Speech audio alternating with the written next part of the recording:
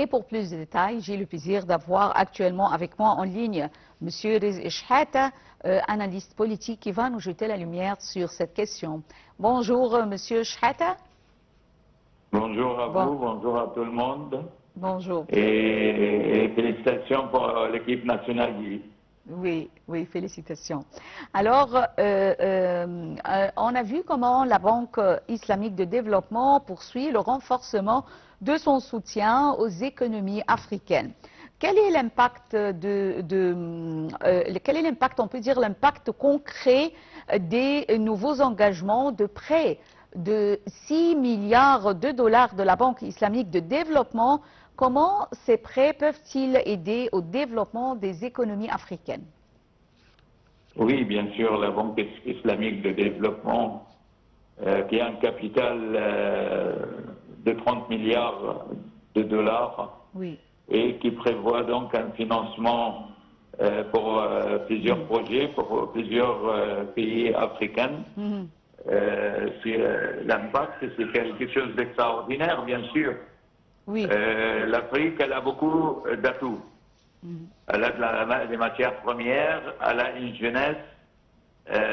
Et tout ce qu'il a besoin, l'Afrique, oui, c'est la technologie. Et elle est donc, riche, oui. Elle est riche, oui, comme vous venez de dire, en ressources humaines et ressources naturelles également.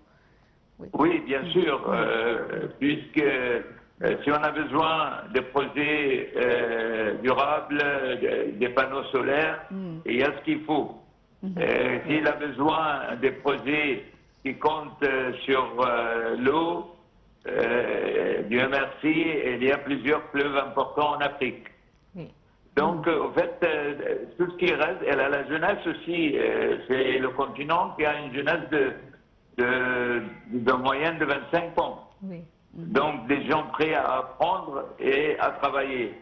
Donc, la Banque islamique, quand il met des projets d'éducation, de transfert de savoir, de la technologie, eh ben, il joue un rôle très important pour l'Afrique.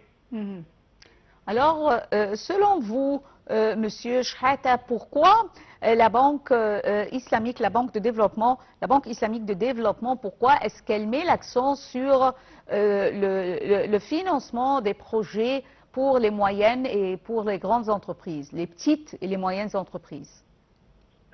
Vous savez, les moyennes et les petites entreprises, c'est des entreprises qui créent de l'emploi. C'est-à-dire, c'est des entreprises qui travaillent beaucoup contre le chômage des jeunes.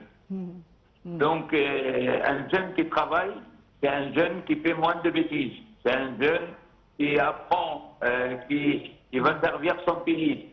Donc, c'est très important que la Banque islamique met des moyens financiers pour plusieurs pays en Afrique pour donner à cette jeunesse la chance de réussir. Oui. Dans le monde entier, aujourd'hui, on encourage l'entrepreneuriat et les petites entreprises. Au lieu d'aller chercher un emploi, eh ben, il crée lui-même son propre activité et l'emploi qui l'intéresse. Oui. Alors, vous voyez que comme ça va aider la croissance en aidant et en développant les petites et les moyennes entreprises. Oui. Bien sûr, parce que tous les ingrédients sont là pour réussir. Et il y a beaucoup d'éléments qui montrent qu'on peut réussir en Afrique. L'avenir, il est pour l'Afrique, hein, tout simplement. Oui. Donc maintenant, avec tous les moyens que possède le monde, on peut facilement développer l'Afrique.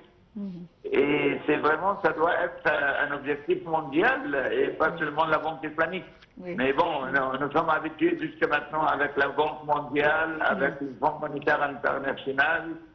Et donc, la Banque islamique peut jouer un rôle très important. Oui. Comme vous venez de dire, alors on a vu comment plusieurs pays du monde entier ont mis l'accent sur le continent africain. Et selon vous également, Monsieur Rizk Chehata, dans quel secteur les investissements de la banque sont-ils le plus intéressés ou bien vers quel secteur ils s'orientent? Écoutez, il y a plusieurs secteurs.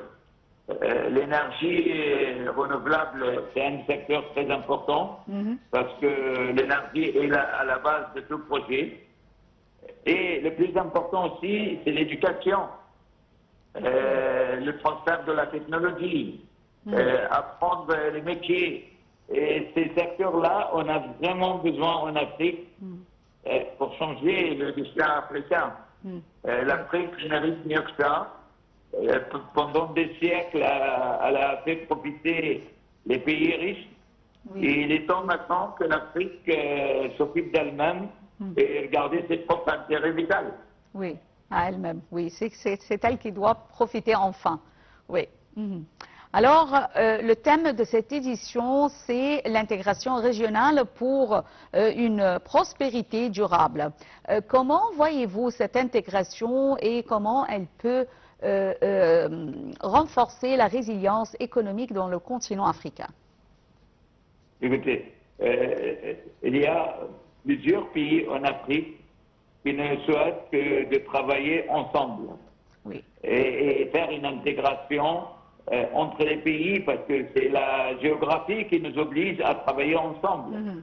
Construire des chemins de fer, construire des routes, construire des projets pour l'eau, tout en respectant bien sûr les droits internationaux.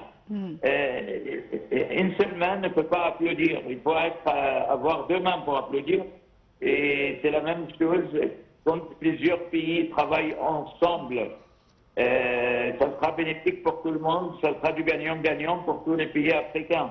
Oui. Il y a des grands pays en Afrique comme l'Égypte, comme le Maroc, comme l'Algérie et comme les pays africains du Sud aussi, l'Afrique du Sud. Ces pays-là, s'ils mettent les moyens ensemble, ça sera bénéfique à toutes les populations africaines. On a vu déjà comment l'Égypte a œuvré pour relier l'Afrique du Nord avec l'Afrique du Sud, avec un projet de train avec Cape Town. Alors, l'Égypte a déjà commencé pour le développement de ces chemins de fer. Et alors, Monsieur Shahata, quels sont, selon vous, les principaux défis que les pays africains doivent, on peut dire, être conscients pour pouvoir les surpasser et pour tirer profit pleinement des prêts de la Banque islamique? Pour moi, le premier défi, c'est arriver à rendre la corruption à néant. Malheureusement, c'est le défi principal. L'Égypte, elle a donné l'exemple. L'Égypte, c'est normal. L'Égypte, elle a son rôle principal. On dit elle est la mère du monde, mais elle est le père de l'Afrique pour moi.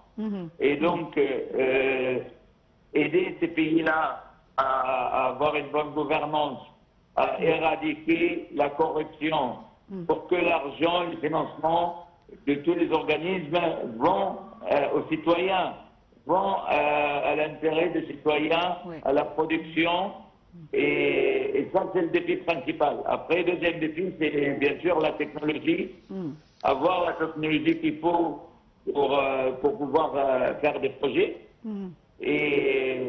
Et pour moi, c'est le défi principal, les deux défis majeurs pour développer mieux que ça en Afrique. Oui. Alors, je tiens à vous remercier infiniment.